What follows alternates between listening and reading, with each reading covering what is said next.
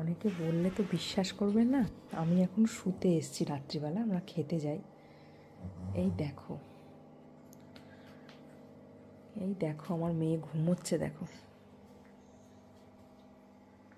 কার কাছে, দেখো।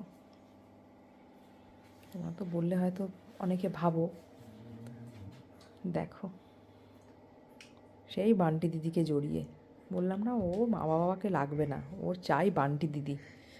বান্টি দিদি না থাকলে ওর ঘুম হবে না, তাই না মা? মায়ের বান্টি দিদিকে চাই। আর বান্টিকে দেখো, নির্দ্বিধায় ও বোনকে নিয়ে একদম সব সময়, সব সময় বোনকেও একদম আগলে রাখে।